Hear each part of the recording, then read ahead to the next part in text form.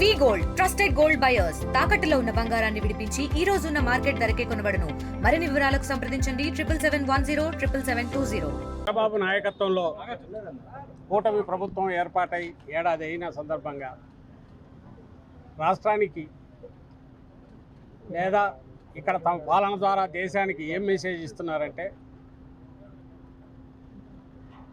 ఎన్నికలకు ముందు మా రాజ్యాంగం డిఫరెంట్గా ఉంటుంది, మా పాలన డిఫరెంట్గా ఉంటుంది, మేము రెడ్ బుక్ అనే పేరుతో కొత్త రాజ్యాంగాన్ని తీసుకొస్తున్నాం అని ప్రకటించి పాలన పగ్గాలు ఎప్పుడైతే చేపట్టారో ఈ సంవత్సరంలోనే వ్యవస్థలన్నీ భ్రష్టు పట్టించిన ఫలితంగా, అందులో మరీ ముఖ్యంగా ప్రజలతో నిత్యం సంబంధాలుండి శాంతి భద్రతలను కాపాడాల్సి నా బాధ్యత మీద ఉండి లా అండ్ ఆర్డర్ ఎన్ఫోర్స్మెంట్ అంతా తమ చేతుల్లో ఉన్న పోలీస్ డిపార్ట్మెంట్, అందులో పూర్తిగా తమకు అనుకూలంగా ఉండే వాళ్ళను ఒక ఆర్మీలాగా, ప్రైవేట్ ఆర్మీలాగా తయారు చేసుకుని చంద్రబాబు నాయుడు గారు ఎన్నికలకు ముందు ఎన్నికల కమిషన్ ఆధ్వర్యంలోనే మొదలుపెట్టిన ఈ వికృత యజ్ఞం ఏదైతే ఉందో, ప్రత్యర్థుల మీద దాడులు, ఎక్కడైనా ప్రశ్నించే గొంతు ఉంటే దాన్ని నొక్కడం, తప్పుడు కేసులు పెట్టడం, నోరెత్తాలంటే భయపడే రకంగా రాష్ట్రంలో భయాందోళనలు క్రియేట్ చేయడం, టెర్రర్, దీన్ని పూర్తిగా 100కు 150% అచీవ్ చేశామని రికార్డు బ్రేక్ చేసుకున్నారు ఏడాది పాలన సందర్భంగా. రోజు కనీసం 10 కేసులు. ఇవి ఎవరన్నా గూండాలు చేసే పనులు, అరాచక శక్తులు చేసే పనులు. అరాచక శక్తుల నుంచి, గూండాల నుంచి సామాన్య ప్రజలను, పౌరులను కాపాడాల్సిన పోలీసు వ్యవస్థ, అందులో కొంతమందిని చంద్రబాబు నాయుడు గారు కానీ ఆయన కుమారుడు కానీ తమ ప్రైవేట్ సైన్యంగా తయారు చేసుకోవడం వల్ల ఒక ఆర్గనైజ్డ్ క్రైమ్ గ్యాంగ్ తయారైనట్టు కనపడుతోంది. నిన్ననే చూశాను ఆ మధ్య ఎన్హెచ్ఆర్సీ కామెంట్ ఒకటి. ఉత్తరప్రదేశ్లో పోలీసు వ్యవస్థ ఆర్గనైజ్డ్ క్రైమ్ గ్యాంగ్ లాగా తయారైందన్న కామెంట్ ఈ మధ్య ఎన్హెచ్ఆర్సీ దాంట్లో చూశాను. దాంట్లో అలహాబాద్ హైకోర్టు 50 ఏళ్ల క్రితం చేసిన వ్యాఖ్యను ఉటంకిస్తూ కోర్టు చేస్తూ ఎన్హెచ్ఆర్సీ కామెంట్ చేసింది. అప్పట్లోనే చేశారు. ఒక ఆర్గనైజ్డ్ సిస్టమాటిక్ శాంతి భద్రతలను కాపాడాల్సిన వ్యవస్థ పొలిటికల్ బాసెస్ చెప్పినట్టు దానికి అనుగుణంగా మారితే, ఆ తర్వాత అదే చట్టాన్ని చేతిలోకి తీసుకుంటే పరిస్థితి ఎంత ఘోరంగా ఉంటుందంటే ఒక క్రిమినల్ గ్యాంగ్కు యూనిఫామ్ వేసినట్టు ఉంటుంది అని అన్నారు. దాన్ని కోర్టు చేస్తూ మళ్ళీ ఎన్హెచ్ఆర్సీ ఈ మధ్య ఒక జడ్జిమెంట్లో చెప్పింది. దానికి 200% ఎక్కువ ఈరోజు ఇక్కడ పరిస్థితి కనపడుతుంది. ఈరోజు మేము ఇక్కడికి వచ్చి చూసిన వ్యక్తి లక్ష్మీనారాయణ అనే వైఎస్ఆర్సీపీ సానుభూతి పరుడు. ఏ పార్టీ సానుభూతి పరుడో, ఏ పార్టీ కార్యకర్త కూడా ఇక్కడ ఇష్యూ కాదు. దీంట్లో క్యాస్ట్ను కూడా తీసుకొచ్చాడు. ఎవడు తెచ్చినోడు పొలిటికల్ లీడరో, ఇంకోడో, లేకపోతే కుల సంఘం నాయకుడో కాదు, ఓ డిఎస్పీ. ఈ సాక్షాత్తు ఈయన వీడియోలో చెప్పిన మాటల్లోనే వస్తుంది. నువ్వు ఫలానా కులం వాడివి కాదా, ఈ పార్టీతో ఎట్టున్నావు. డిఎస్పీకి ఏం పని నాకు అర్థం కావట్లేదు. అసలు డిఎస్పీ పంచాయతీ చేయడం ఏంది? 50 ఏళ్ల క్రితం వినేవాళ్ళం ఇట్లాంటివి.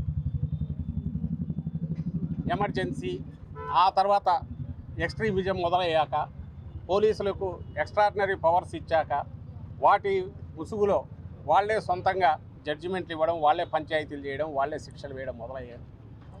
అలాంటిది నుంచి ఊపిరి పీల్చుకుంటూ ఒక 10-15 ఏళ్ళుగా పోలీస్ అంటే ఫ్రెండ్లీ, సిటిజన్ ఫ్రెండ్లీ పోలీస్ అనేది కాన్సెప్ట్ వచ్చి బాగా ముందుకు పోతున్న దశలో జగన్మోహన్ రెడ్డి గారి ఆధ్వర్యంలో దాన్ని పూర్తి 100% ఇంప్లిమెంట్ చేస్తున్న దశలో దాని నుంచి ఒక్కసారి తిప్పి మళ్ళీ 50 ఏళ్ళ వెనక్కు ఒక అప్రకటిత ఎమర్జెన్సీ, ఆ సిచ్యువేషన్ ఈరోజు కనపడుతుంది. ఈ చేతిలో ఒక పవర్ఫుల్ వెపన్ ఉండి దాన్ని చట్టాన్ని ప్రొటెక్ట్ చేయడానికి ఇంప్లిమెంట్ చేయడానికి ఉండాల్సిన దాన్ని పొరపాటున కనుక నువ్వు ఇటు తిప్పితే ఎంత ఘోరంగా ఉంటుందంటే, ఎందుకు క్వశ్చన్ చేసేవాడు ఉంటుంది, క్వశ్చన్ చేయలేము. ఎవడైతే అరాచకం జరిగిన చోట ప్రొటెక్ట్ చేయాల్సిన వాడే తనే అరాచక శక్తి అయితే ఎవరి దగ్గరికి పోతారు? ఇది బలమైన పొలిటికల్ పార్టీ కార్యకర్తలు నాయకులకే ఈ పరిస్థితి ఉంటే సామాన్యుడి పరిస్థితి ఏంటి? నిన్నటికి నిన్న కాలేజీ శాతవాహన కాలేజీ అని కొట్టారు రాత్రికి రాత్రి. ఇష్యూ నాకు పెద్ద దాంట్లోకి పోనవసరంలా. ఒక 50-60 ఏళ్ళ నుంచి నడుస్తున్న ఎడ్యుకేషన్ ఇన్స్టిట్యూషన్,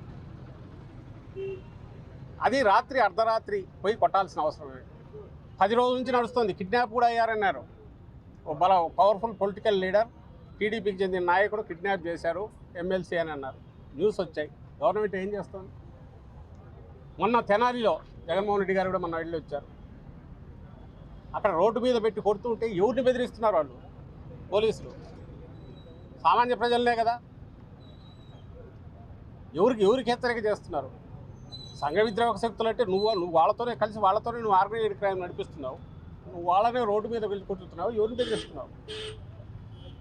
దీన్ని చూసి ఎవడైనా పోలీస్ స్టేషన్కి రావాలంటే భయపడాలా? వాళ్ళ కోరిక. కాకి యూనిఫామ్ చూస్తే భయపడాలా? అట్లా కాకుండా నిజాయితీ ఉండే నాయకులందరూ వీఆర్లో ఉన్నారు. ఆఫీసర్లందరినీ వీఆర్లో పెట్టేశారు. నిజాయితీగా ఉండే ఆఫీసర్లు వాళ్ళకి పడన వాళ్ళు పెట్టి ఇది ఒక గుంపును తయారు చేశారు. I'm not talking about entire police department. కానీ పోరుపోను అది కూడా తయారవుతుంది. ఏదో నిర్వీర్యమన్నా అయిపోతుంది పనికిరాని దీని కింద. లేదంటే వాళ్ళు చెప్పినట్టు చేసి కీలుబొమ్మలుగా తయారయ్యాక అవే అదుపు తప్పి విద్రోహ శక్తులుగానో లేక వాళ్ళని ప్రొటెక్ట్ చేసే వాళ్ళగానో సామాన్య ప్రజల పాలిట రాక్షసులుగానో భక్షకులుగానో వీళ్ళే తయారవుతారు. దానికి తీసుకెళ్తున్నారు చంద్రబాబు నాయుడు. మొన్న కూడా ఇదే హెచ్చరిక చేశాను. జగన్మోహన్ రెడ్డి గారు మొన్న తెనాలు వచ్చినప్పుడు అదే హెచ్చరిక చేశారు. గాడి తప్పుతోంది కాదు, తప్పింది. దీన్ని వెంటనే మీరు రియలైజ్ కాకపోతే ఒక్కరి మీద యాక్షన్ ఉండట్లా. తెనాలి ఇన్సిడెంట్ సంబంధించి నాకు తెలిసి యాక్షన్ ఏం తీసుకోలేదు. పైగా హోమ్ మినిస్టర్ హర్సెల్ఫ్ డిఫెన్స్ జరిగిందాన్ని ఓ పొలిటికల్ సాధారణ స్ట్రీట్ లెవెల్ పొలిటికల్ లీడర్ లాగా మాట్లాడుతున్నారు.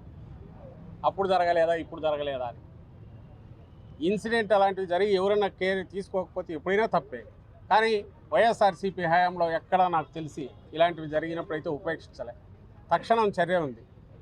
ఓ డెటరెంట్ జవాబుదారీతనం పోలీసు వ్యవస్థలో ఉండాలనేది పూర్తిగా ఇంప్లిమెంట్ చేశాం మా హయాంలో, జగన్మోహన్ రెడ్డి గారి హయాంలో. ఇప్పుడు అసలు అవసరం లేదు. పైగా వీళ్ళని తగిలితే రేపు మన మాట వినరేమో. ఎందుకంటే వీళ్ళు తయారు చేసుకున్న అరాచక శక్తి అయిపోయింది. ఆ పవర్స్ అన్నీ వీళ్ళే ఇచ్చారు. పొలిటికల్ హెడ్సే బాసెసే ఇచ్చారు. కాబట్టి వదిలేశారు. సో వీళ్ళే పంచాయతీ చేస్తారు, తీర్పు చెప్తారు, ఎగ్జిక్యూషన్ కూడా శిక్ష ఏదైనా ఉంటే వీళ్ళే పోలీసే అమలు చేస్తారు. ఇది ప్రైవేట్ పంచాయతీ ఒకవేళ ఉంటే గింటే లోపల ఉన్న సాగు బతుకుల మధ్య కొట్టుమిట్లాడుతున్న లక్ష్మీనారాయణ. అంతకంటే స్టేట్మెంటు దాన్ని ఏమంటాము, డెత్కు ముందు ఇచ్చే స్టేట్మెంట్ ఇది. ఈ వాంగ్మూలం కంటే ఇంకా ఏ కోర్టులో అయినా వేరే విలువైంది ఏదైనా ఉంటుంది అయితే నేను అనుకోను. దాంట్లో ఆయన క్లియర్గా చెప్తున్నాడు, నేను పోతున్నాను, ఇప్పటికన్నా ఈ వ్యవస్థ బాగుపడుతుందా? ఇదేమి హెరాస్మెంటు, బతికేయట్లేదు. ఓ డిఎస్పీ స్థాయి వ్యక్తి, ఎవరు కానిస్టేబుల్ కాదు, డిఎస్పీ స్థాయి వ్యక్తి. మొన్న హరికృష్ణ అనే అతన్ని వైఎస్ఆర్సీపీ కార్యకర్తను ఉదయం తీసుకెళ్ళి రాత్రి వరకు కొట్టి మళ్ళీ మేజిస్ట్రేట్ ముందు పెట్టి మళ్ళీ రిమాండ్ ఉంచాం. ఇప్పటికీ నడవలేని పరిస్థితిలో ఉన్నాడు. నాయకులు వెళ్తే పలికే దిక్కులేదు. మేము కూర్చుంటాం ఏంటంటే మీ మీద కేసు పెడతామని బెదిరిస్తున్నారు. ఇంకా అంతకుముందు మా సోషల్ మీడియా యాక్టివిస్ట్తో మొదలైంది. మహిళలతో సహా సుధారాణి 3 రోజులు తిప్పారు.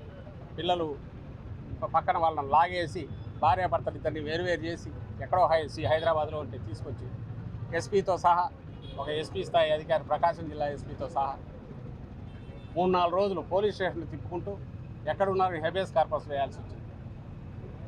తర్వాత ఇంకో మహిళ కృష్ణవేణి. ఈ నిన్నటికి నిన్న వీళ్ళకి పోలీసుల పరిస్థితి ఎట్లే ఉంది సార్. ఎప్పుడైతే అరాచకం ఇదేందో చిన్న సైజు పోలీసులు వాళ్ళకు దెబ్బాయి. కాళహస్తిలో ఓ కానిస్టేబుల్ ఎవరో ఎమ్మెల్యే డ్రైవరు తాగినాడు ఆయన చూడకపోతే అతను తీసుకెళ్ళి కొట్టారు. కొట్టి మళ్ళీ ఇంటికి పిలిపించి కొట్టించారు. అంటే ఈ అరాచకం ఎట్లా ఏ లెవెల్కి పోతోంది? ఆర్గనైజ్డ్ అరాచకం. దానికి చట్టం ప్రొటెక్షన్ ఎట్లుంది? ఇది అందరూ గమనించాలి.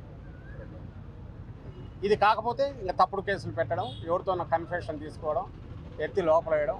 ఆ కోర్టు కూడా అలాగే 14 days రిమాండ్ పంపుతాయి. మళ్ళీ 40-50 రోజులకు తక్కువ ఉండట్లా. నిన్న కడపలో ఒక ఆయన సూసైడ్ కూడా చేసుకున్నారు. తప్పుడు కేసు గంజాయి కేసు పెట్టి 60 రోజులు జైల్లో ఉంచారు. అసలు ఏం జరుగుతోంది అనేది మొత్తం సమాజం గమనించాలి. ఇంతకంటే ఎక్స్ట్రీమ్ పోయే పరిస్థితి ఉండేట్లేదు. ఇంకా ఫోన్ దిగజారడం అంటే ఇంకా వైఎస్ఆర్సీపీ కాదు, ఇంకోరు కాదు, సామాన్య ప్రజలైనా సరే వాళ్ళకి ఏది అనిపిస్తే అదే చట్టం అవుతుంది. వాళ్ళని అడిగే పరిస్థితి, పోలీసులు అడిగే పరిస్థితిలో పొలిటికల్ బాసెస్ కానీ, పొలిటికల్ హెడ్స్ కానీ వాళ్ళు లేరు. పొలిటికల్ అడ్మినిస్ట్రేషన్ చూస్తున్న ముఖ్యమంత్రి కానీ, ఆయన చేతిలోనే లా అండ్ ఆర్డర్ ఉంది. ఆయన కుమారుడు కానీ, ఎవరైతే నెక్స్ట్ ఎదగాలనుకుంటున్నాడో వాళ్ళు కానీ వాళ్ళు అడగలేరు. ఎందుకంటే వాళ్ళే తయారు చేశారు. ఆ అదుపు తప్పింది అనే విషయం గమనించమని వాళ్ళని కోరుతున్నాం.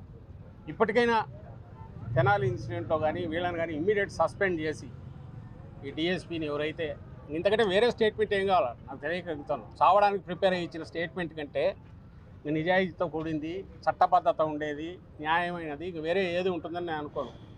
ఇమ్మీడియట్ ముందు సస్పెండ్ చేయాలి, చేసి ఎవరైనా జ్యుడిషియల్ ఎంక్వైరీ జరిపించాలి ఇలాంటి ఇన్సిడెంట్స్ అనేది డిమాండ్ చేస్తూ. ఇప్పటికే రియలైజ్ కాకపోతే ఈ స్టేట్ ఎవరు బాగొచ్చు. చంద్రబాబు నాయుడు నుంచి ఈ రాష్ట్రాన్ని బాగుపరుస్తారని ఎవరు అనుకోవట్లా. ఆయన 5 ఏళ్ళు దోచుకోవడానికి వచ్చినాడని ముందే డిక్లేర్ చేశారు, దోచుకుంటున్నారు. ప్రజలకు ఇచ్చిన హామీలన్నీ గాలి కొట్టేసినాడు. హామీలు కూడా అబద్ధపు హామీలని ముందే చెప్పాడు. ఇప్పుడు అది ఆచరణలో కూడా చూపిస్తున్నాడు. బట్ అట్లీస్ట్ ఉన్న పరిస్థితిని ఇంకా దిగదార్చి, ఇంకా భయంకరంగా తయారు చేసి మళ్ళీ కోలుకోలేని దెబ్బ రాష్ట్రాన్ని కొట్టొద్దని ఆయనకు విజ్ఞప్తి చేస్తాను. Thank you.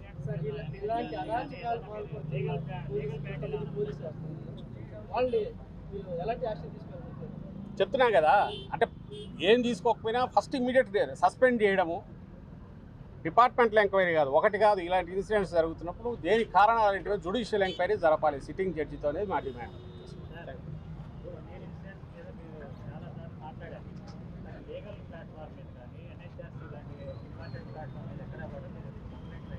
మొత్తం చేస్తున్నాము. ఇవన్నీ కోర్టులో వేస్తున్నాము, ఎన్హెచ్ఆర్సీకి వెళ్ళాయి. రీసెంట్ ఇన్సిడెంట్స్ హరికృష్ణది అయితే ఇది కూడా పంపిస్తున్నాము ఎన్హెచ్ఆర్సీకి, హైకోర్టులో వేస్తున్నాము. బట్ మరి కేసుల ఒత్తిడి వల్లనో ఎందుకో తెలియదు కానీ న్యాయ వ్యవస్థలో వస్తున్నవి కూడా ఆదేశాలు అలా డిలేడ్గా వస్తున్నాయి. వచ్చినవి కూడా ఇక్కడ మళ్ళీ ఇంప్లిమెంట్ చేయట్లేదు. దాని ద్వారా ఇవే ఉంది, వీళ్ళ ద్వారా వీళ్ళే ఉంది. ఎందుకంటే టెక్నికల్గా చట్టంలో ఉండే లొసుగులను వీళ్ళు వాడుకుంటున్నారు. ఓ లిటిగెంట్ ఎట్లయితే వాడుకుంటాడో, ఉదాహరణకు మిమ్మల్ని పట్టుకోవాలనుకుంటే మీ మీద టార్గెట్ పెడితే నన్ను తీసుకెళ్ళి ఒక స్టేట్మెంట్ తీసుకుంటారు. ఎప్పుడో మీరు ఎస్సీ బూతులు తిట్టారు, నేను ఎస్సీ అయితే, లేకపోతే ఎస్సీని పట్టుకెళ్ళి పెట్టిస్తారు. తీసుకొచ్చి నేరుగా మిమ్మల్ని లోపలేస్తారు. కోర్టుకు పోగానే రిమాండ్ 14 days వేస్తున్నారు. ఇది కోర్టుకు పోగానే అది అయిపోయినాక మళ్ళీ ఇంకా పోలీసు కస్టడీ కావాలి, మళ్ళీ వేస్తాం. 30 days అయిపోతుంది. చాలా అక్కడికి దిగుతుంది మొత్తం అనేది వాళ్ళ జాతీయ స్థాయికి పోవాలంటే ఈ స్టేట్ది ఆల్రెడీ పెట్టడం అయితే రిప్రజెంట్ చేస్తున్నాము. పీఎం గారికి అందరికీ ప్రెసిడెంట్ కూడా పెడుతున్నాము. కూటమిలో ఆ పార్టీ కూడా ఉంది, బీజేపీ కూడా ఉంది. వాళ్ళు చూడాలి ఇంత ఇర్రెస్పాన్సిబిలిటీ ఎక్కడికి పోతుంది, ఈ బాధ్యతారాహిత్యం, దీన్ని కంట్రోల్ చేయలేకపోతే ఏ రకమైన ఇది వస్తుందో అందరూ ఆలోచించాలి. దానికంటే ముఖ్యం ఎంటైర్ సొసైటీ ఆలోచించాలి. It's not a fight between ఏదో వైఎస్ఆర్సీపీ టీడీపీ కాదు. అది ఇప్పుడు జరుగుతున్నది మొత్తం ఎంటైర్ సమాజానికి చీడలాగా పడుతుంది. సొసైటీ మొత్తం దెబ్బతినేటుంది. ఇప్పుడున్న వ్యవస్థలన్నీ చిన్న భిన్నమైతే దానివల్ల దెబ్బతినడానికి ఒక సెక్షన్ కాదు, ఒక పార్టీ కాదు, అందరూ ఎఫెక్ట్ అవుతాయని అందరూ రియలైజ్గా కావాల్సిందని కోరుతున్నాను. ఇండియా పాకిస్తాన్ తాజా అప్డేట్స్ కోసం డౌన్లోడ్ చేసుకోండి RTV లైవ్ యాప్.